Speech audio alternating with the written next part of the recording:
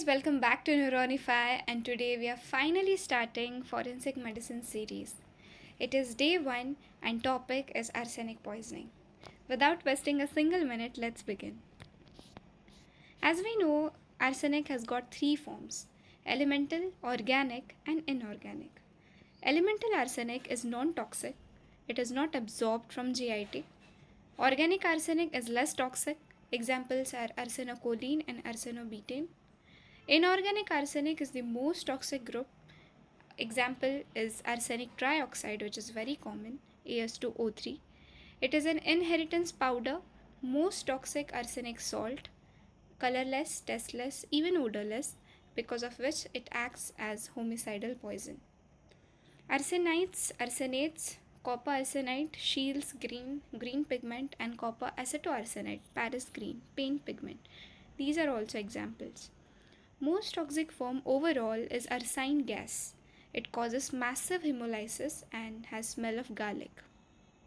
So in this slide, what is important is the most toxic form overall arsine gas and examples of organic arsenic, arsenocholine and arsenobutane.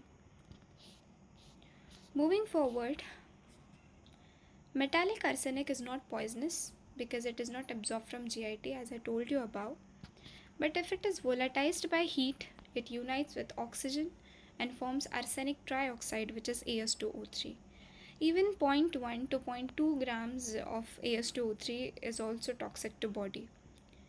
Another name of arsenic trioxide is white arsenic, and As2O3 has got no taste, no smell, and sparingly soluble in water.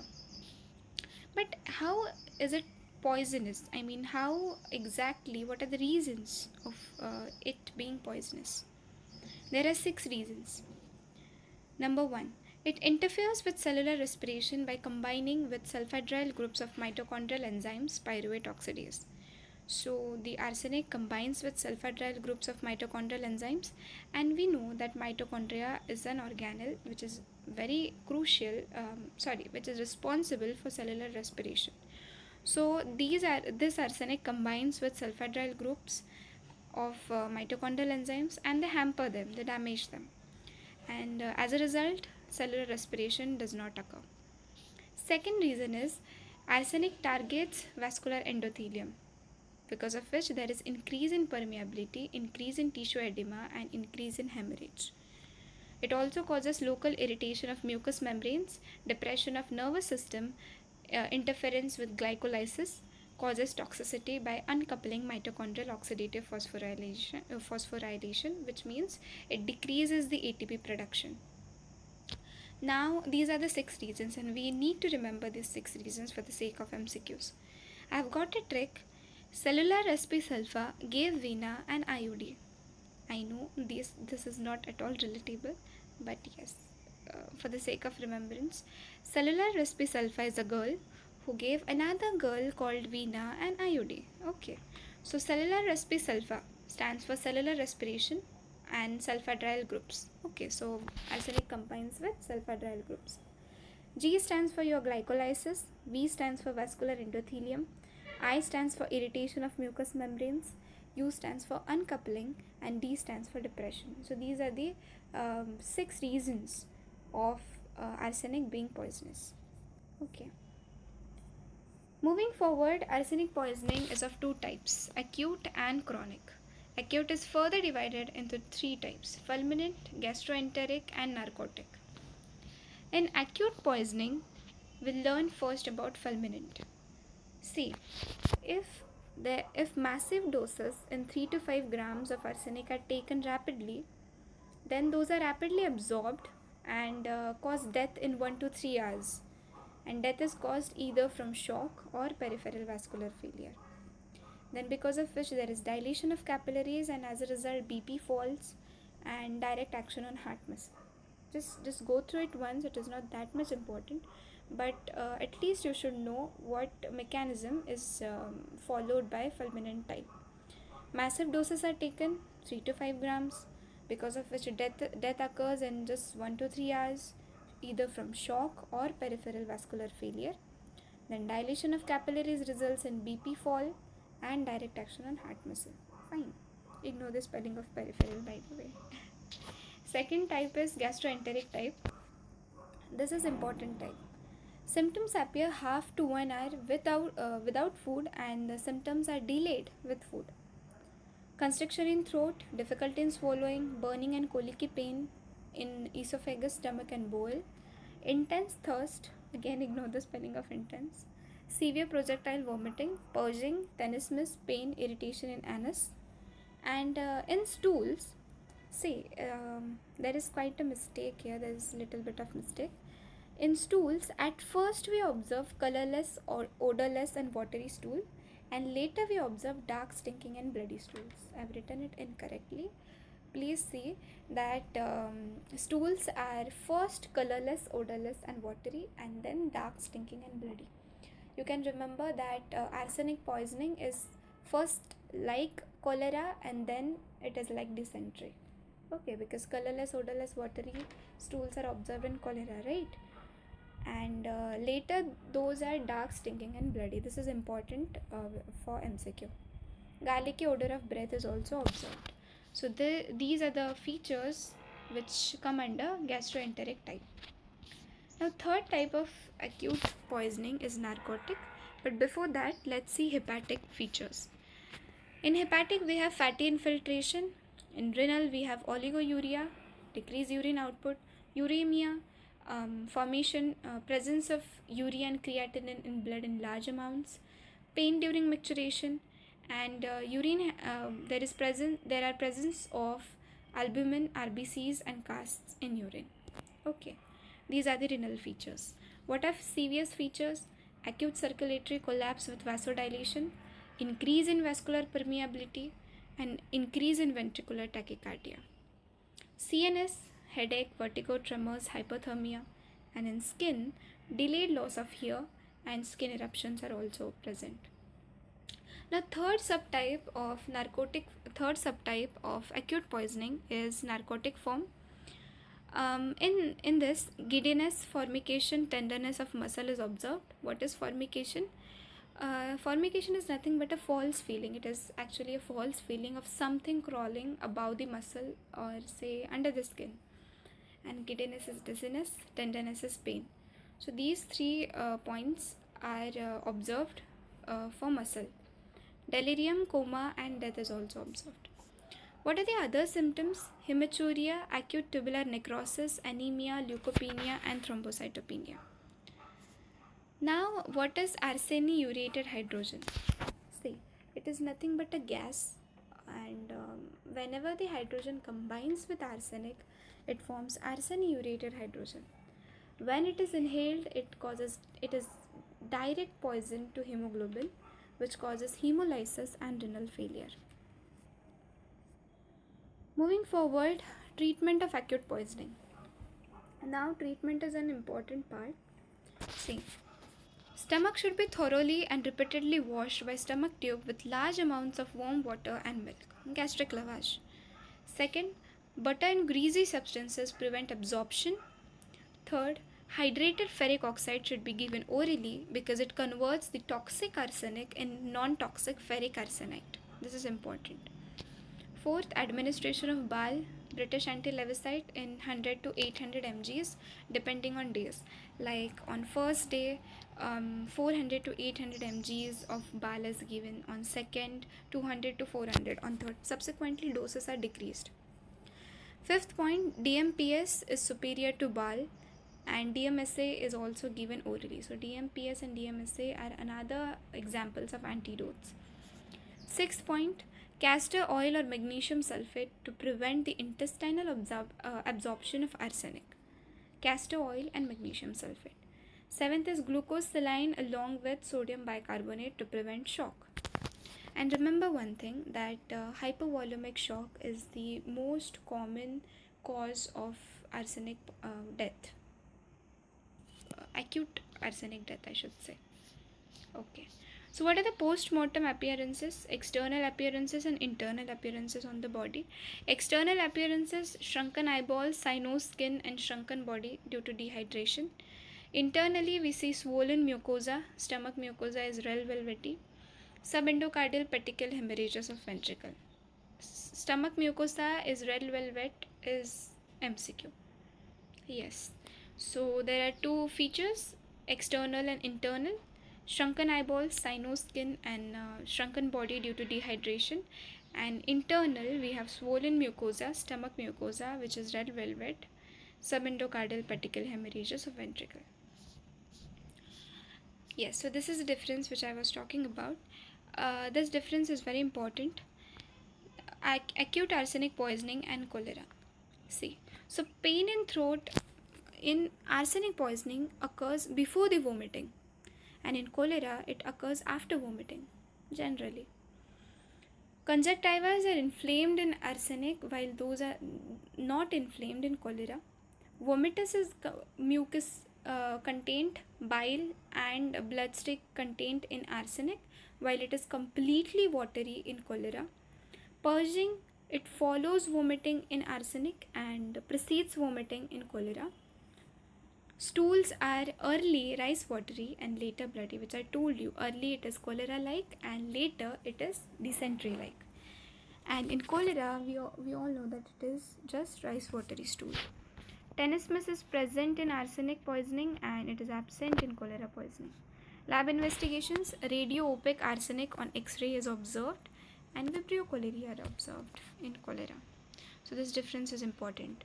Pain in throat, conjunctiva, vomitus, purging, stools, tenesmus and lab investigations. Moving ahead, moving to chronic poisoning. Chronic arsenic poisoning is also called as arsenicosis. CNS features, polyneuritis, anesthesias, paresthesia, encephalopathy. Skin, raindrop type of pigmentation, again MCQ. Raindrop type of pigmentation in flexures, temples, eyelids and neck. Aldrich-Mees line, it is a transverse white line in fingernail. Hyperkeratosis of palms and sole, and arsenic is teratogenic. It crosses placenta and it results in lung cancer, skin cancer, leukemia and even your squamous cell carcinoma, SCC. It results in septal perforation, neuropathy and ischemia. These are the features of clinical features of chronic arsenic poisoning, but we have got a mnemonic for this, and the mnemonic is arsenic itself. Mnemonic for chronic arsenic poisoning. A stands for alopecia, raindrop pigmentation, septal perforation which is painless, excessive keratosis, neuropathy, ischemia, carcinogenicity and cholera-like illness. Arsenic is itself a mnemonic. A stands for alopecia, raindrop pigmentation, SENIC. Okay. Moving ahead, there are two special endemic conditions which are very important. First is Blackfoot disease and second is Tourette disease. In Blackfoot disease, Taiwan, it occurred in Taiwan due to arsenic in well water. Peripheral vasospasm took place and which resulted in ischemia and gangrene of the foot. So it is Blackfoot disease. Tourette disease is due to air or water contamination and also causes skin lung cancers. So Blackfoot disease, Taiwan, and Tourette arsenic disease. What is the treatment of chronic arsenic poisoning? Removal of sores, bile, British anti-levicide and high protein diet. PM appearances, stomach, small intestine and kidneys we see. In stomach, we have got chronic gastritis and patchy hemorrhagic gastritis. In small intestine is dilated, reddened and thickened mucosa and has thickened mucosa. Kidneys, these have tubular necrosis. Now, what are the certain tests which we perform to detect arsenic poisoning, may it be acute or chronic? So, very common and best confirmatory test is urine test. Excretion of more than 100 micrograms in 24 hours urine. Detection by atomic absorption spectroscopy, just remember for name. Neutron activation analysis and blood, nail, skin, hair samples. So these are the tests which are generally performed for arsenic poisoning. Now there are certain points which we need to remember. Previously, arsenic was called as poison of kings. It retards putrefaction, which is why it is detectable long after death in dead bodies. Colorless, tasteless, easily available, and so why it is homicidal poison, which I told you earlier. Yeah. So this was all about your arsenic poisoning. Just will quickly recap everything. So there are three forms of arsenic: elemental, organic, and inorganic. What is important in this slide is the most toxic group is your arsenic trioxide, AS2O3. Okay, and the most toxic form overall is your arsine gas. Smell is of garlic, garlicky smell, and organic arsenic examples are arsenocholine and arsenobutane. We also learned about the mechanism, 6 reasons, cellular recipe sulfa, gave vena, and iodine. Okay, yes. So, yeah. Then two types, acute and chronic, fulminant, gastroenteric, and narcotic. Fulminant is nothing but shock and peripheral vascular failure leads to dilation of capillaries, then BP falls, and direct action on heart muscle. Gastroenteric, related to GIT, constriction in throat, swallowing problem, burning and colicky pain, intense thirst, and stool. Remember the point of stool. At first, it is always colorless, odorless, watery, and later it is always dark, stinking, and bloody. Then we learned hepatic, renal, severe CNS, and skin features. Then we learned about the narcotic form, giddiness, formication, tenderness of muscles. Then arseniurated hydrogen, hemolysis, and renal failure. Treatment of acute poisoning, gastric lavage, butter and greasy substances prevent the absorption, hydrated ferric oxide, BAL, DMPS, DMSA, castor oil, magnesium sulfate, glucose saline plus sodium bicarbonate prevents the shock. This is important point. And we also learned PM appearances, external and internal. Okay. Then we saw the difference, arsenic and cholera. Fine. Then chronic poisoning, also called as arsenicosis, CNS skin, measline, hyperkeratosis, septal perforation, pneumonic, arsenic we saw, and special endemic conditions, Blackfoot disease and thoracoarsenic disease. Then we saw the treatment, PM appearances, then 4 tests, and some notes. Poison of kings, retards putrefaction, and is colorless, tasteless, odorless. Now moving towards MCQs. Very first MCQ. A dead body shows garlic odor from stomach, red velvet gastric mucosa, grayish powder. Most likely poisonous? Obviously, arsenic. So garlic smell is because of arsenic or phosphites.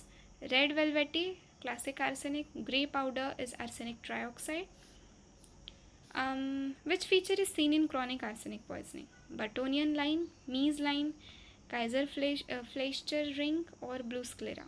Obviously, option B, Mies line. It is transverse white nail bands. Also seen, raindrop pigmentation is also seen in skin. Then most common cause of death in acute arsenic poisoning is, now this is something confusing. Now this is little bit confusing. Respiratory failure, arrhythmia, hypovolumic shock, and renal failure. Most common they have asked. So most common you should remember is hypovolumic shock. It is not renal failure. Massive diarrhea and vomiting leads to fluid loss and shock. Now what is the antidote for arsenic poisoning? Dimercaprol, BAL. Another name of BAL is dimercaprol. Yeah, and the mechanism is chelation, remember. Alternative is DMSA. Another alternative is DMPS, remember. Yeah, so now let's begin with these 5 MCQs. Keep your answers with you, just think of your answers, and at last we'll be seeing all the answers of 5 MCQs at once without any explanation. A 35-year-old farmer presents with severe vomiting, watery diarrhea, hypotension, and garlic odor. Most likely mechanism is acetylcholinesterase inhibition, cytochrome oxidase inhibition, pyruvate dehydrogenase inhibition, and DNA intercalation. Now here your cellular recipe sulfa gave vena iodine helps. Think. You have got 5 seconds. Keep your answer with you. Okay, moving to next MCQ.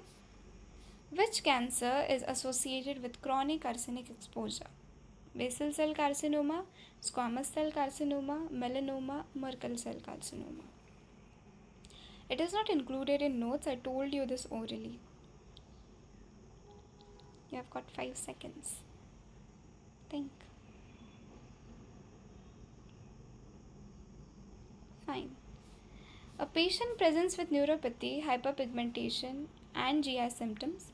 Best confirmatory test is serum arsenic, urinary arsenic, hair arsenic, nail arsenic. I told you this.